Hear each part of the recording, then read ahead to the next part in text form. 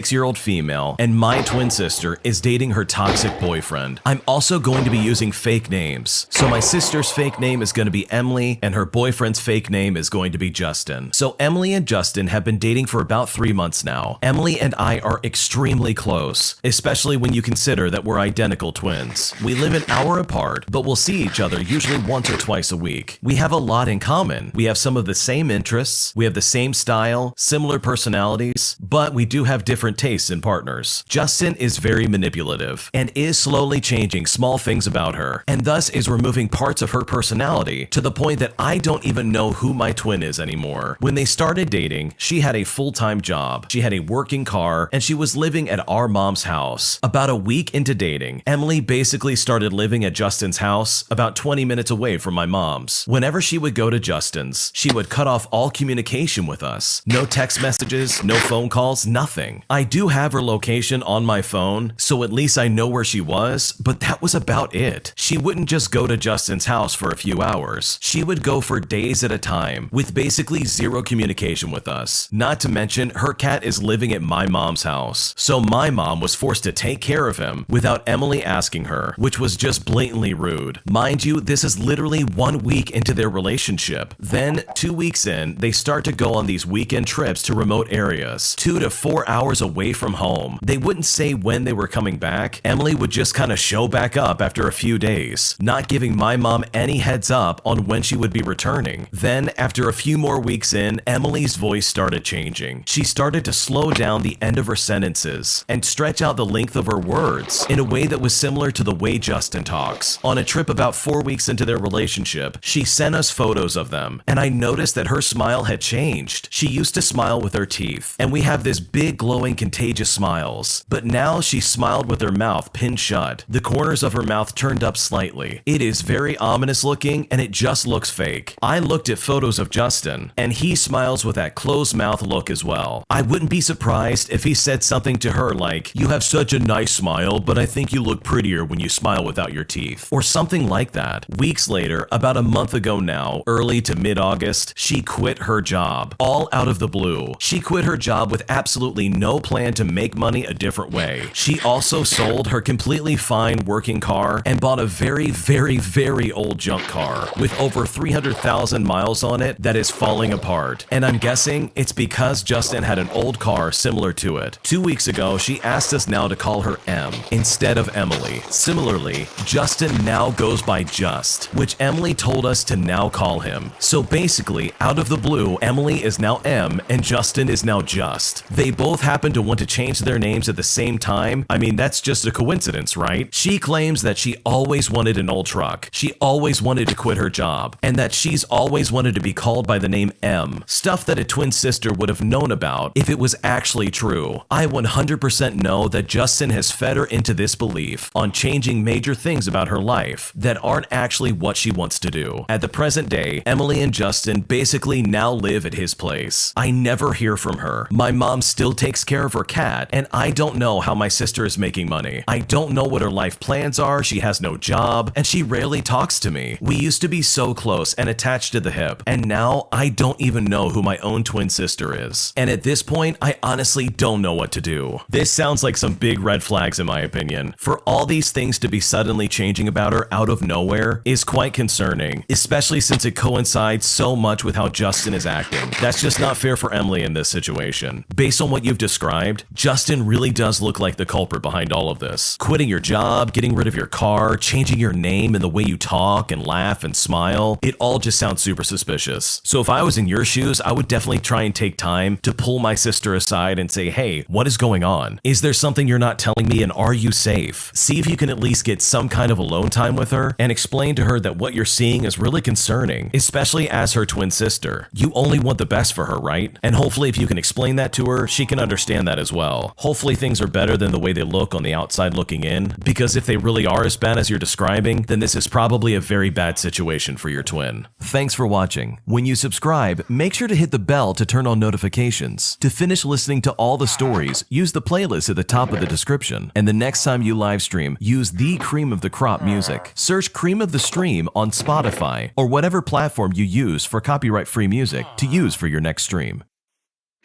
try and avoid this issue, as it has caused some friction in the past. Also, there were about 30 company branded ones that people could choose from, so there was no real good reason for anyone to use my personal mug. I returned again, and I noticed that Tom had once again used my mug. Now, the staff room was quieter, but was still busy, maybe with about 10 people, including Tom and myself. And that's when the most awkward interaction of my life started to take place. I go up to Tom and I say to him, "Hey, are all the company mugs being used?" And when he responded no, I asked him straight up, "Okay, so why are you using one of my personal mugs?" That's when Tom said, "It was the first mug that I grabbed." This was most likely a lie, by the way, but I couldn't prove it. I say to him, "Use one of the company mugs. The one you have in your hand is one of the personal ones that we bring from home specifically for that purpose." But Tom disagrees. He says, "These are company cupboards, so I don't see what the issue is. I came in and I just grabbed a mug." So I looked at him and I said, "Okay, but we have company logo mugs for a reason. Use one of those and put that one back." And at this point, I was seriously getting frustrated. Tom looked at me with a cocky grin on his face, taking a sip from my mug and says, "I don't know what your issue is. It's not like the mug has your name on it or anything like that." And right when he said that, I knew that I had him. I pointed at the mug and I said, "Well, actually, I think you will find that it does have my name on it." Tom didn't know what I meant, but I literally had to point out that my name is quite literally on the mug. It is my mug. So I point to the mug, and in huge red lettering, it says the word Larissa, my first name. And this is where it got very interesting. One of my colleagues actually started to laugh. They know why I got that mug, because it happened to me so many times before, hence my name being written completely on it. And it was at this point that this guy's face went red, like tomato red, and you could see him sweating from embarrassment, which serves him right for being such a condescending jerk. I look at him and I say, "I'm not sure how you missed it, considering you are so detail-oriented. The writing is huge and in red, so please just pour out your drink into another mug. I'd like a cup of tea and I want to use my mug." And you know what? I have never seen anyone pour a drink and hightail it out of there faster than the way he did. What made it worse is that afterwards, everybody in the company somehow found out, and people started making jokes about hiding their stuff. They would do this because he would do this everywhere he went. He would drink someone's mug on purpose and claim it was an accident. I only found this out afterwards when the news of the incident did the rounds around the office. The fact is, his cockiness made me want to expose him. It also made him look like a complete idiot. But going forward, he only ever drunk from company logo mugs. But even then, it seems like someone always comes up to him and reminds him of this particular incident. That's really cool of the original poster for taking a stand and saying, "You know what, that's my property. You really should not be drinking from it, and I would really appreciate it if you would put it down." And that's well within their right. Like, seriously, their name is written on it. It's very clearly not Tom, so he seriously should just put it down. But it definitely seems like this is a lesson learned for Tom, and maybe next time he'll look before he grabs someone else's property and tries to use it in a smug and cocky way. My entitled parents don't want to work anymore and are so demanding of my money and my time that I find myself having to pay their bills and support them financially. And I'm honestly so exhausted and I don't know what to do. So as the title says, I'm tired of my young adult divorced parents financially depending on me to pay their bills. My parents are terrible with money. They don't have any concern on saving it and will expend until the last dime. My dad barely works. He makes no money at all and never pays anyone back after loaning money, including me. Last week, he told me that he doesn't want to keep working for other people and asked if I could make a loan under my name so that he can start a business. Now, I'm not an idiot, so I told him straight away that no, I wouldn't be doing that. Keep in mind that I already paid for a lot of his bills under the promise that he would pay me back. And guess what? I never saw that money ever again. My mom had a part-time job last year, which was actually only 16 hours a week. She insisted to not live with my sister anymore, and she wanted to live by herself. I told her that she was not making enough money to pay for rent and expenses, and she proceeds to tell me that was her concern and that dad would help her out. I told her multiple times that relying on dad was extremely risky, and she would not have the money to pay for her expenses. And the part that's really not